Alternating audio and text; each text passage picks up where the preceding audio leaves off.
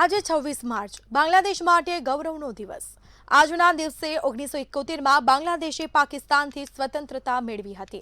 આઝાદી માટે લાખો લોકોએ પોતાના જીવનનું બલિદાન આપ્યું છે અને ત્યારે અનેક લાંબા સંઘર્ષ બાદ એક નવા રાષ્ટ્રનો જન્મ થયો। ચાલો જાણીએ બાંગ્લાદેશના સ્વતંત્રતા દિવસનો ઇતિહાસ અને મહત્વ। 26 માર્ચે બાંગ્લાદેશ સ્વતંત્રતા દિવસની ઉજવણી। 1971માં બાંગ્લાદેશે પાકિસ્તાનથી સ્વતંત્રતા મેળવી। આઝાદી માટે લાખો લોકોએ જીવના બલિદાનો આપ્યા।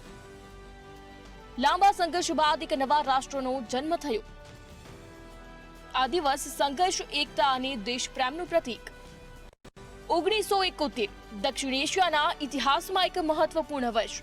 પૂર્વ પાકિસ્તાન તરીકે ઓળખાતો વિસ્તાર આજે જેને આપણે બાંગ્લાદેશ તરીકે ઓળખીએ છીએ, અહીંના લોકો પર ભેદભાવ અને અન્યાય વધતો જતો હતો। આ પરિસ્થિતિ સામે અવાજ ઉઠાવ્યો શેખ મુજીબર રહેમાને અને શરૂ થયું સ્વતંત્રતા માટેનું આંદોલન।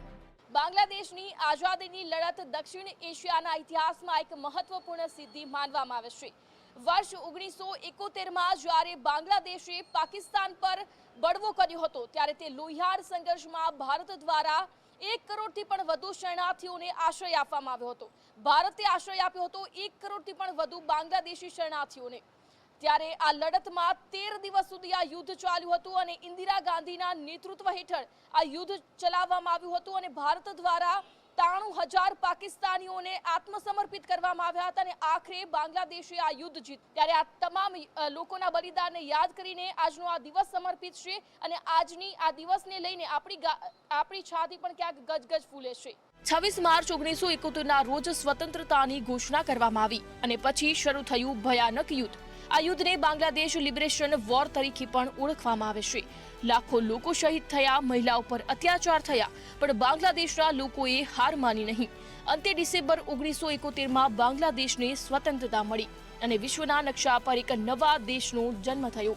દર વર્ષે 26 માર્ચે બાંગ્લાદેશમાં આ દિવસ ખૂબ જ ગૌરવ અને શ્રદ્ધાથી ઉજવવામાં આવે છે। બાંગ્લાદેશનો સ્વતંત્રતા દિવસ માત્ર એક ઇતિહાસ નથી, પણ તે સંઘર્ષ, એકતા અને દેશપ્રેમનું પ્રતીક છે। આ દિવસ આપણને યાદ અપાવે છે કે સ્વતંત્રતા સહેલાઈથી મળતી નથી, તે માટે બલિદાન અને સંઘર્ષ જરૂરી છે। બાંગ્લાદેશનો આ સ્વતંત્રતા દિવસ વિશ્વભરના લોકો માટે પ્રેરણાનો સ્ત્રોત છે। ક્રીના પટેલ, મંતવ્ય ન્યૂઝ।